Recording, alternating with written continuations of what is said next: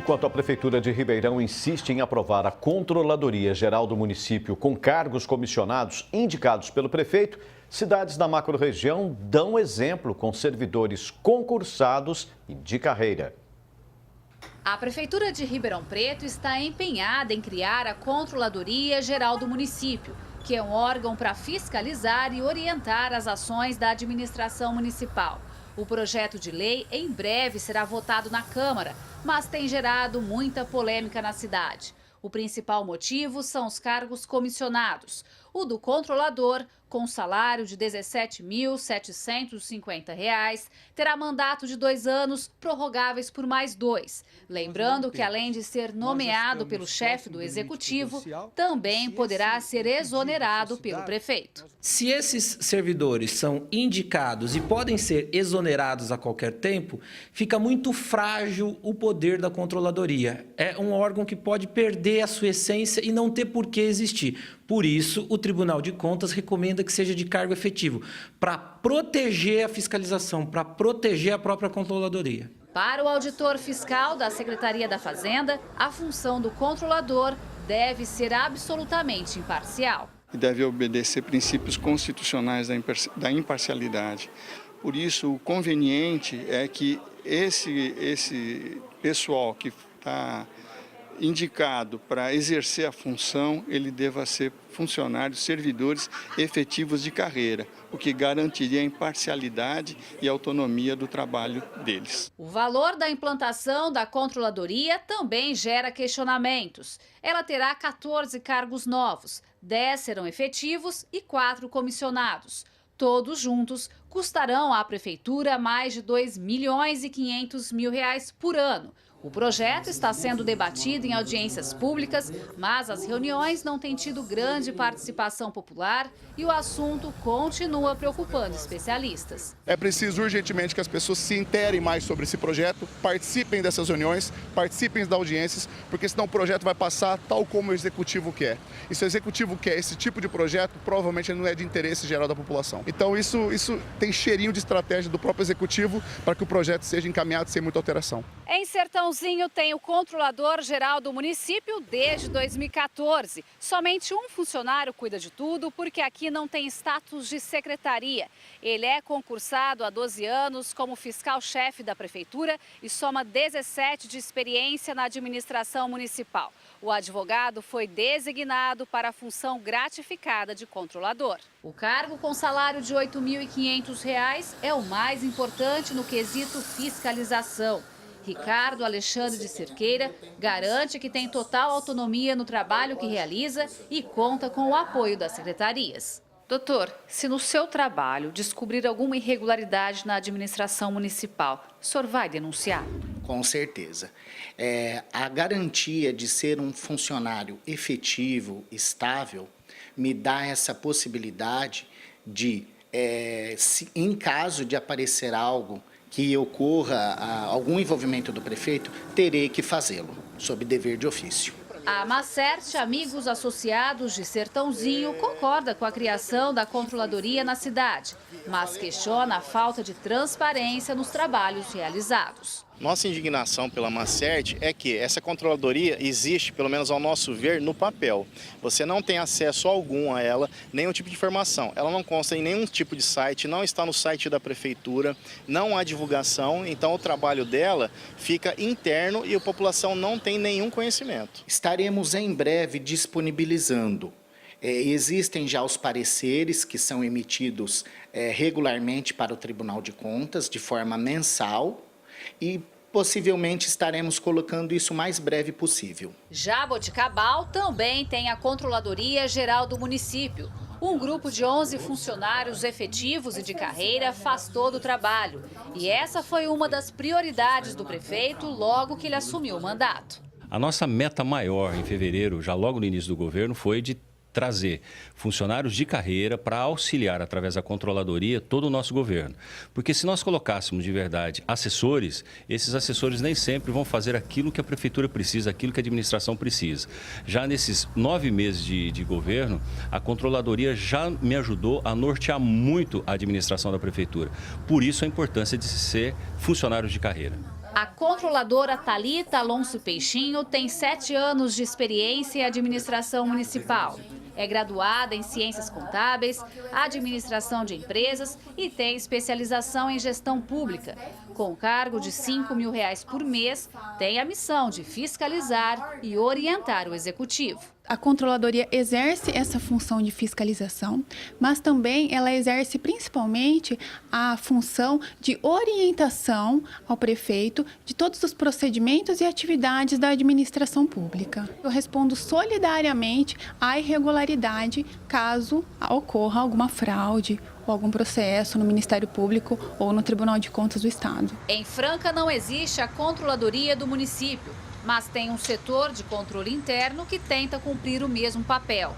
Segundo o secretário de Assuntos Estratégicos, os funcionários dessa área são de carreira, o que dá mais liberdade para fiscalizarem e questionarem a administração. São escriturários ou são pessoas de formação, pessoas com formação, conhecimento jurídico, contábil e tudo mais, em que é dado uma determinada responsabilização através de cargos, né, dentro da estrutura organizacional da prefeitura, em que legaliza eles para fazer essa atribuição, mas são compostos hoje por servidores de carreira, não são cargos comissionados externos. A estrutura que é hoje atende bem a demanda, tem funcionado bem, inclusive é referência para alguns municípios da região, apontado pelo Tribunal de Contas como modelo de gestão de controle interno. Na Câmara de Franca existe o controle interno desde o ano passado e é feito por um funcionário indicado pela própria presidência. O vereador garante que não há influência no trabalho de quem ocupa o cargo. O controle interno, diga-se de passagem, funciona muito bem, mas muito bem na Câmara de Franca, tanto é que eu não tenho problema. Deu parecer contrário, eu acato o parecer porque, afinal de contas, é a instituição, é dinheiro público e nós temos nada mais, nada menos de que cumprir aquilo que é determinado em lei. Em São Carlos, o cargo de controlador do município foi extinto em 2015 após uma ação direta de inconstitucionalidade porque era comissionado. Agora, a prefeitura precisa se adequar às normas do Tribunal de Contas do Estado e fazer uma reforma administrativa para criar novamente a função e nomear um servidor de carreira para ocupar a vaga. Hoje, a controladoria funciona apenas com servidores e não tem um representante. Para o cientista político, ela é de extrema importância, mas precisa ser composta de servidores concursados. É um cargo que, enfim, envolve fiscalizar a ação dos poderes, né? Então eu acho que deveria sim ser um cargo concursado e não um cargo por indicação, por conta tanto do histórico, né, de aproveitamento do conhecimento adquirido ao longo dos anos, como também por conta da isenção, né? Araraquara conta com a Controladoria Geral do município desde 2007. Mas este ano a Câmara aprovou uma alteração na lei que torna obrigatório, a partir de 2018, que os cargos de controlador geral e técnico de controle interno passem a ser ocupados por funcionários de carreira e com formação em economia, direito, ciências contábeis ou administração. Para isso, será aberto um concurso público para 10 controladores técnicos. A alteração também institui eleição para o controlador geral. Essa forma de escolha do dirigente da controladoria, através de uma eleição entre os membros da carreira, possibilita uma isenção total, técnica e financeira, né, para o desenvolvimento dos trabalhos da controladoria. Então, isso garante autonomia,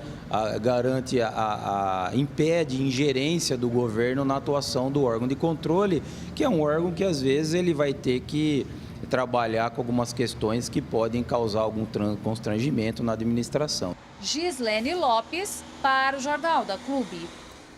Agregando valor às comunidades e integrando ao vivo a região, formando opinião, em Ribeirão Preto está o vice-presidente da Frente Cívica, Rafael dos Anjos.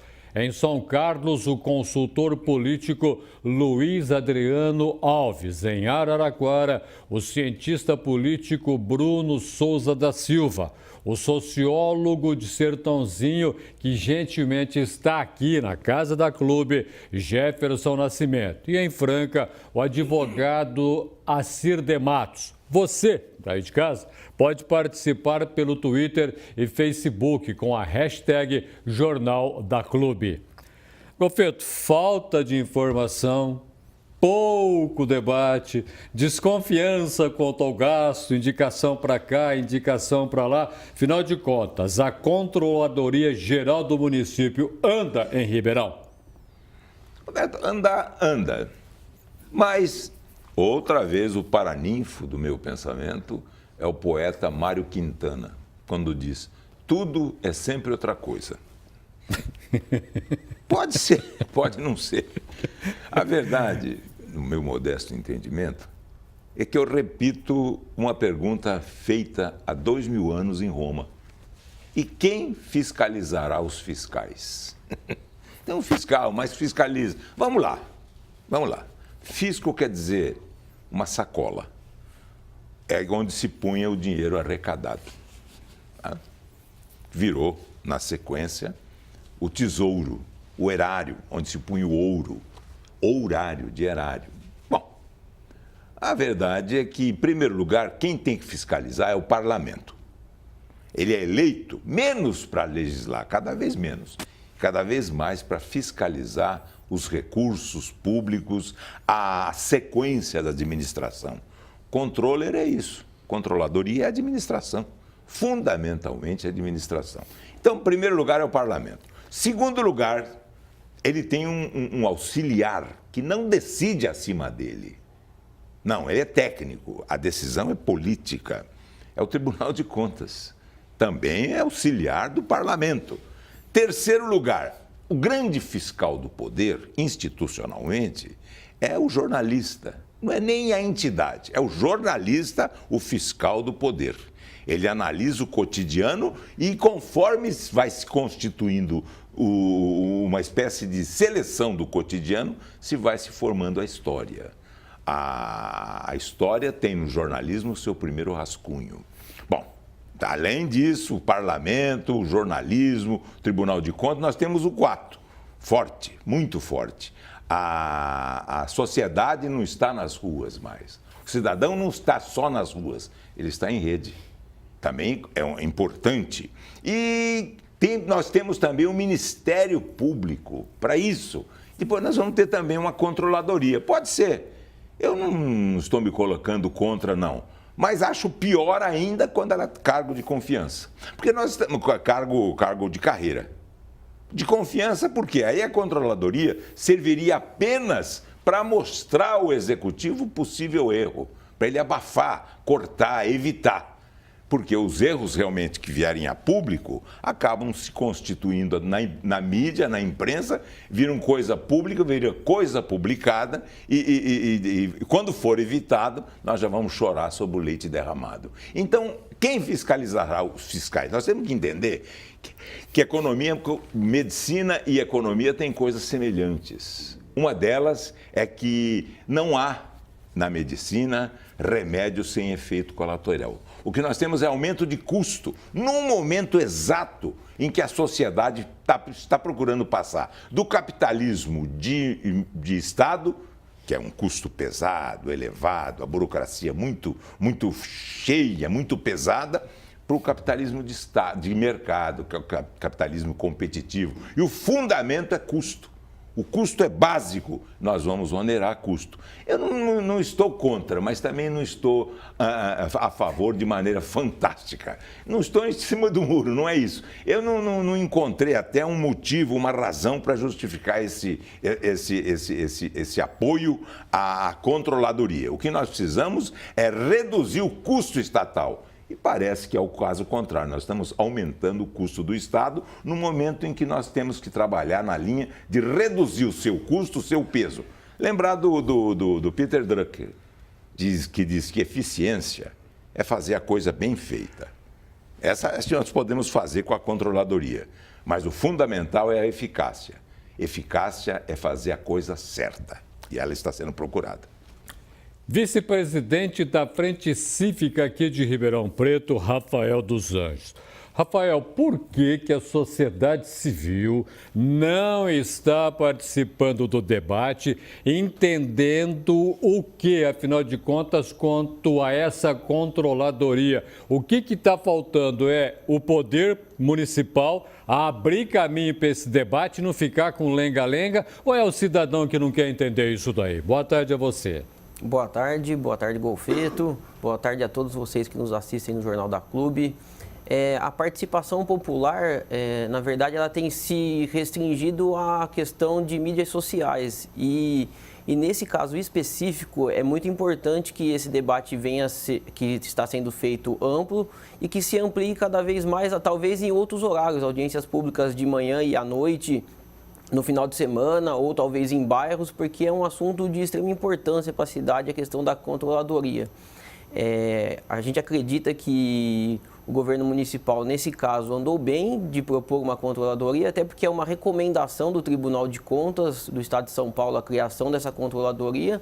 O que é o grande questão do questionamento é se seria a questão de ter cargo efetivo ou seria um servidor indicado, que são os pontos controvertidos dessa lei em Ribeirão Preto. A gente tem a questão que dá um nome de mandato, mas na verdade não é um mandato de fato, porque o prefeito pode a qualquer tempo exonerar esse servidor que tiver esse mandato. Então, na verdade, parece mais um eufemismo esse mandato. O que a gente também pode observar na lei é a questão dos cargos. A opção que o município faz é pela criação de uma carreira específica com 9 cargos concursados, mais um de analista jurídico. O que eu acredito que seja uma boa carreira você ter servidores concursados. Talvez podemos discutir a quantidade de cargos criados. E mais importante do que as pessoas que vão estar nos cargos é o sistema eficiente de gestão que está por trás disso, porque não basta você ter pessoas bem intencionadas. Hoje nós estamos lidando com um alto volume de dados e se você não tiver tecnologia adequada para tratar antes do fato acontecer, no momento que o fato está acontecendo e depois que o fato aconteceu, você não consegue tratar os dados. O controle interno ele vem muito mais para fazer o controle antes que o fato aconteça e durante o seu acontecimento. Que esse vai ser o real valor do controle interno. Existem algumas opiniões que dizem que se for servidor concursado você vai evitar fraude, você vai evitar desvios, mas eu não sei se talvez seja o melhor caminho esse, somente o servidor concursado. Eu vou agora até São Carlos, consultor político Luiz Adriano Alves. Luiz, em São Carlos, o que ajudou, o que não ajudou uma controladoria geral? Afinal de contas, vale ou não vale para a sua cidade? Boa tarde. É válido, boa tarde, é válido e necessário, né? Tendo em vista que uma controladoria formada por funcionários de carreira, ele detém a história do município. E quando nós falamos principalmente em promover eficiência operacional através de sistema de indicadores, né, de desenvolvimento institucional na administração pública, ele se faz necessário porque ele articula junto às outras secretarias, acompanha o desenrolar e a efetivação de contratos de licitação, os índices de aplicação da educação e da saúde, entre outras coisas. E ainda acompanha desde a elaboração de um plano plurianual, PPA, ou a lei de orçamentária anual, em sua execução. Então é muito amplo, é necessário técnicos capacitados com formação específica, porque eles são vários temas que ele vai ter que abordar e está aí em mãos para poder nós enxergarmos essa transparência que muitas vezes aparece obscura. Eu vou agora até Araraquara, cientista político Bruno Souza da Silva. Bruno, em Araraquara, como que o cidadão, como que as pessoas comuns reagem quando ficam sabendo que tem uma controladoria para observar aquilo que está sendo feito pela prefeitura, pela administração? Boa tarde. Boa tarde, Luiz. Boa tarde a todos que nos acompanham, Golfeto. Eu acredito que é o seguinte, primeiro que muitas das vezes para o cidadão comum não se tem uma dimensão tão clara do que efetivamente seria uma ideia de controladoria. Acho que a primeira informação que é importante que as pessoas tenham em vista é o seguinte: a política, ela é o espaço de realização, não de tudo necessariamente que a gente gostaria que ela fosse, ou que a gente gostaria, né, que a gente quer que ela seja. Ela é o espaço de realização do possível. Ou seja, e do possível também de um ponto de vista orçamentário. Então, acho que a primeira dimensão que a gente tem que ter clareza é que a controladoria, ela é desejável na medida em que você pode tornar a administração pública cada vez mais racional, visando com que ela possa efetivamente cumprir as suas metas de maneira responsável.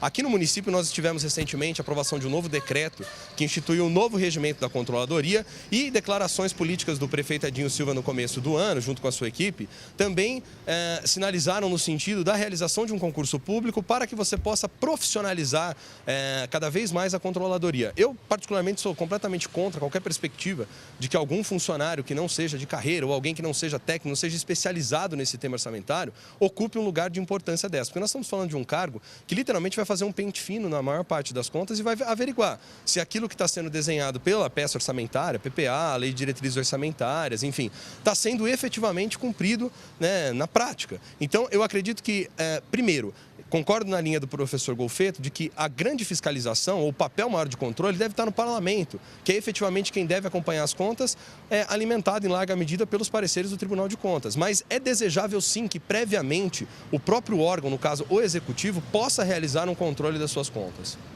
Sociólogo Jefferson Nascimento. Ô Jefferson, Sertãozinho, como é que anda essa coisa da controladoria? Está todo mundo atento? A Câmara ajuda, não ajuda? Tenta atrapalhar, não tenta? O que está acontecendo? Boa tarde a você. Boa tarde a todos os telespectadores. Bom, o cargo de controlador geral foi criado em 2014, né? Então, o que a gente pode notar é que há um avanço. Isso pode ser mensurado, por exemplo, pela redução, né, das multas aplicadas aos gestores, né? Se a gente fizer um antes de 2014 e um depois de 2014, a gente vai perceber, né, que os prefeitos são menos multados.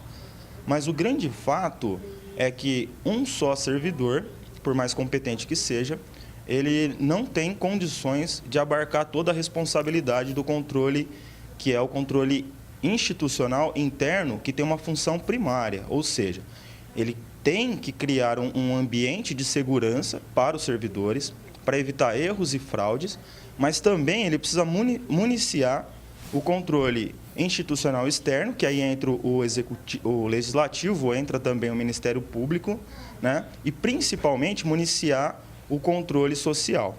Bom, como foi dito pelo representante da Amacert, o acesso à informação ele tem sido muito limitado. Então, isso dificulta, de fato, uma atuação de fiscalização do controle institucional externo e do controle social, que aí a gente enquadra também um parlamento, né, no caso o legislativo de Sertãozinho, que, além de tudo, tem uma maioria de base governista. Tá? Então, é necessário a produção da informação e a disponibilização dessa informação de forma clara, para que o controle institucional externo e social possa ser realizado.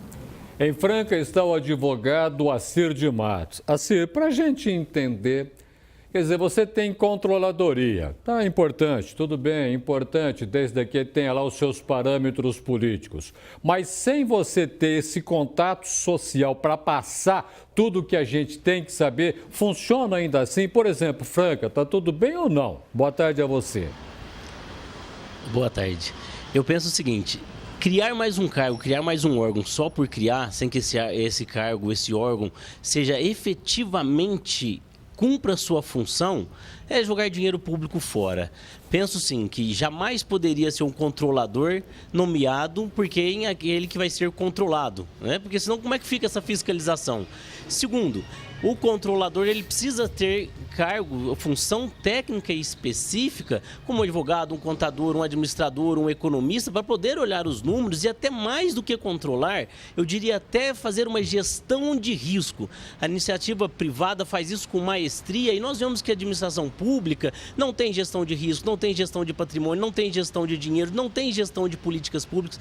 Há uma confusão das políticas públicas com as políticas de administração pública. Então, nós precisamos começar a separar isso no Brasil. Uma coisa é o chefe do executivo pensar em políticas públicas. Outra coisa é alguém fiscalizar onde o dinheiro está sendo aplicado, está sendo corretamente aplicado. A partir do momento que nós conseguirmos realmente separar, penso que nós vamos conseguir dar passos no sentido de efetivamente cumprir a função social de todos esses órgãos. A própria Constituição Federal, lá no artigo 70, já estabelece os controles externo e interno. Então a gente ouve falar de controladoria interna como se fosse algo novo, mas não é tão novo assim, porque já está na Constituição Federal desde 1988, a Lei de Responsabilidade Fiscal também trouxe mecanismo e nós temos vários órgãos ou vários meios de controle, como por exemplo, a própria Câmara, o próprio Parlamento. O problema é que o Parlamento também é formado por pessoas que não são técnicas. Como é que você pode, de repente,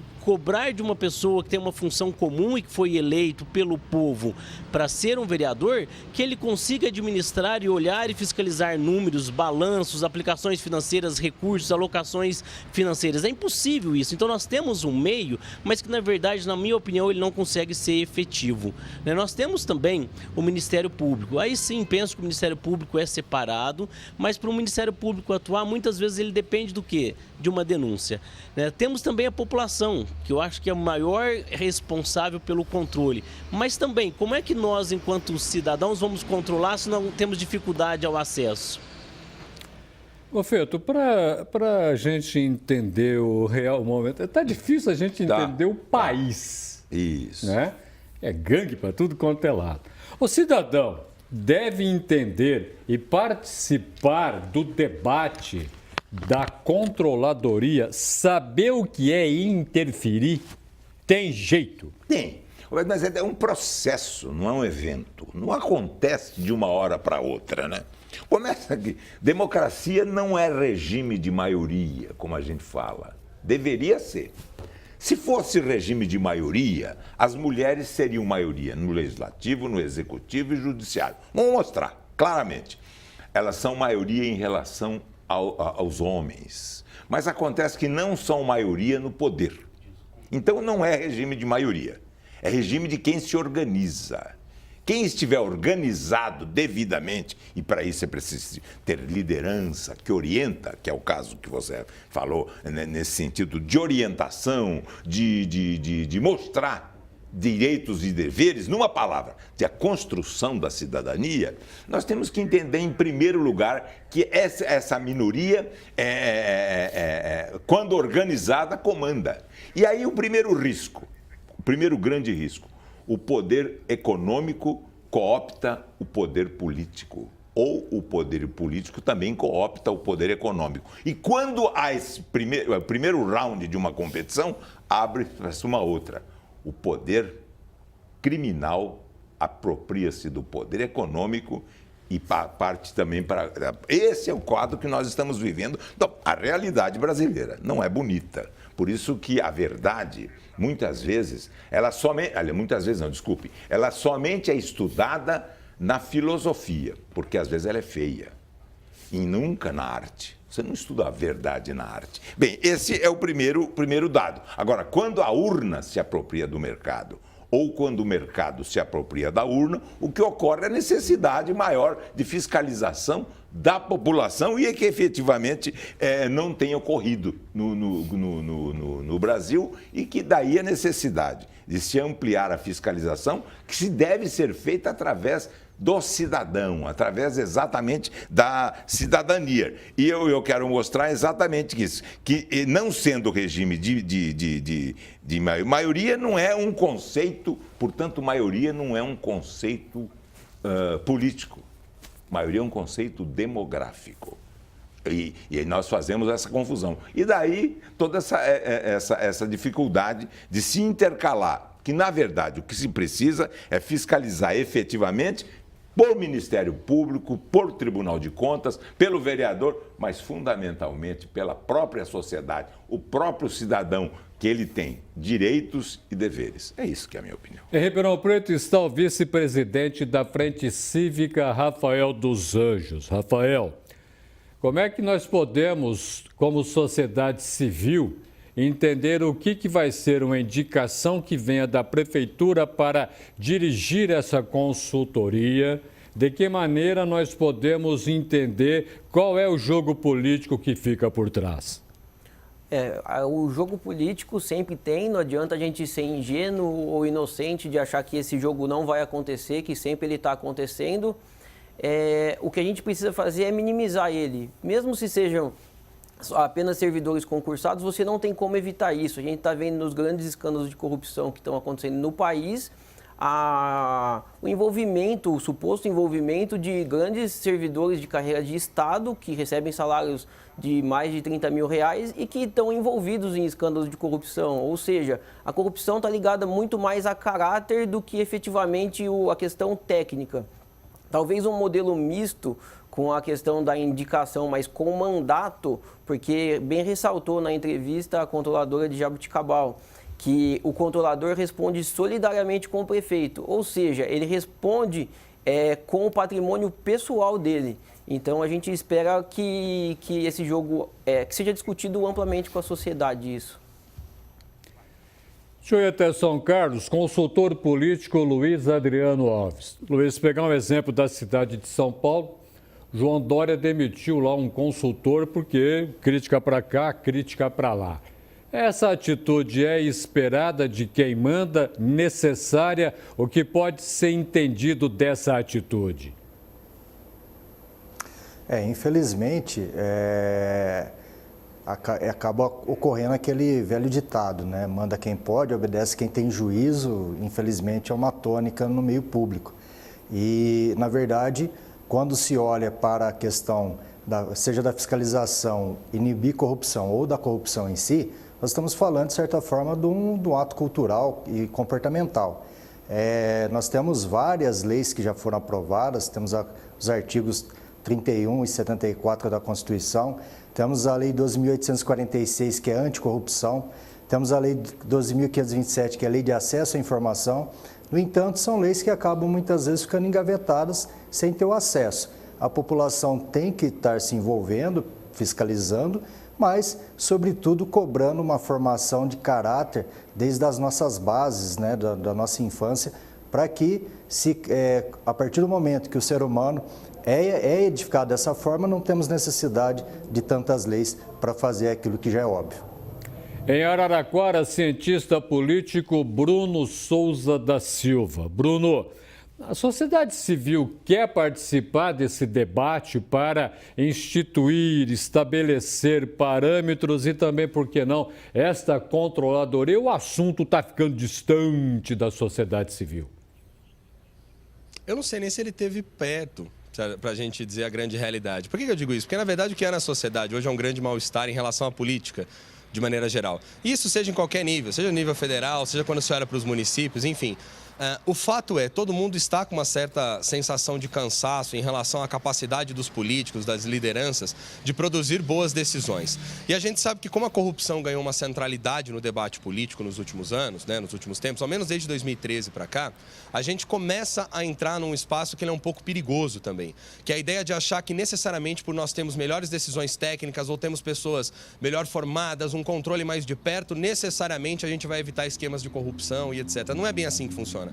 Por isso que eu digo o seguinte, mais do que a criação em si de órgãos de controladoria, da profissionalização desses órgãos, que são fundamentais, são importantes, né? Se a gente parar para pensar, mais do que a nossa capacidade de produzir novas legislações, é preciso que a gente acompanhe as que já existem, as políticas que já existem, para ver se elas efetivamente cumprem com o papel de poder promover justiça social, enfim, conseguir cumprir com seus objetivos de transformar a sociedade. Mas só vai ser possível a gente fazer isso na medida em que a sociedade também cobrar dos políticos soluções mais responsáveis, cobrar uma ética cada vez mais forte. E isso não vai depender apenas das decisões técnicas, depende do desenvolvimento de uma cultura política baseada muito mais no controle, na fiscalização e na responsabilidade com os recursos públicos. Volto a conversar com o sociólogo Jefferson Nascimento. Jefferson, para a gente entender, nós estamos vivendo um momento tumultuado no Brasil afora, onde o dinheiro público, os nossos impostos, voaram em malas e em quartos fechados, alguns milhões. O cidadão nosso aqui no município entende que é necessário um controle para evitar qualquer malversação de obra ou de dinheiro e que esse controle é dele também? Bom, primeiro, é necessário ressaltar o que já foi dito, né? Existe sim um mal-estar e uma sensação de desânimo, de cansaço da população. Só que o outro lado, que aí entra nessa situação do entendimento da população sobre a necessidade de participar e principalmente sobre a possibilidade de construir uma cultura política, né, de participação, de cobrança, né, tem o acesso à informação, né? Se não é necessário produzir sempre novas leis, é necessário fazer com que as que já existem, né, sejam de fato implementadas. Um grande avanço é a Lei de Acesso à Informação, né? Um exemplo prático, em Sertãozinho, na escala de transparência realizada pela CGU, Sertãozinho tirou nota 3,05 de 10. Ou seja, de 10 critérios, só 2 foram cumpridos totalmente e 2 parcialmente. Ou seja, a informação ela não está acessível. E se a gente imaginar que isso se replica em todo o Brasil, fica muito difícil para a população se organizar, para as audiências públicas, os conselhos, as ONGs, os observatórios agir em cima disso. Tá? Então, é fundamental o acesso à informação. Tá? Quanto à questão técnica ou o funcionário de carreira, nós temos um exemplo federal de retrocesso. A CGU, que vinha se consolidando, passa agora para uma pasta, para um ministério, ou seja, perde sua autonomia. Franca, advogado Acir de Matos. Acir, por que a gente tem que estabelecer tanto controle assim quando a gente tem Câmara Municipal para atuar, hein? Roberto, boa tarde. Vou dizer bem claro para você, falta de ética. Brasileiro de um modo geral, mundo de um modo geral, vamos dizer que mais no Brasil, veja, nós não temos mais aquela antiga aula de OSPB, nem se fala mais nisso, né? Organização e CIV. Veja, nós não estudamos mais ética. Hoje é vergonhoso você ser honesto, Roberto, né? A gente tem vergonha. Quando você faz uma coisa certa, as pessoas falam assim, pô, mas como assim você fez isso certo? Quando todo mundo está fazendo ao contrário, você não ganhou dinheiro em cima disso? Eu acredito que vai mudar, Roberto, quando a gente começar a tratar a coisa pública como coisa pública. Quem tem um cargo eletivo tem que começar a entender que ele está lá para servir e não para ser servido. O que a gente vê no Brasil, de um modo geral, é as pessoas tomando cargo de cargo público para servir. As pessoas saem ricas em dinheiro com poder que é nosso, dinheiro que é nosso, corrupção. Quando a gente vê aquelas malas de dinheiro, e aí a gente vê a saúde, a educação com redução de orçamento, e a gente quer que a população, como que uma população vai ser ativa se ela não consegue nem saber os direitos dela, muito menos os deveres? Como é que vai ser se a gente não investir numa educação efetiva? Integraram a macro-região na edição deste sábado do Jornal da Clube. Em Ribeirão Preto, vice-presidente da Frente Cívica, Rafael dos Anjos. Em São Carlos, o consultor político Luiz Adriano Alves. Em Araraquara, o cientista político Bruno Souza da Silva. O sociólogo de Sertãozinho, que gentilmente está aqui na Casa da Clube, Jefferson Nascimento. Em Franca, o advogado Acir de Matos. Ao meu lado, Vicente Golfeto. Para a gente arrematar a nossa conversa, Duarte Nogueira tem que indicar o homem que vai mexer na Procuradoria? Não tem que indicar nada. Corrupção é déficit de democracia. Esse é o primeiro ponto. E democracia é o controle do Estado pela sociedade, através dos sindicatos, da sociedade civil, das organizações não governamentais, da mídia, do legislativo, do Tribunal de Contas, de todos. Mas é sempre a sociedade controlando o Estado e não o Estado controlando a sociedade.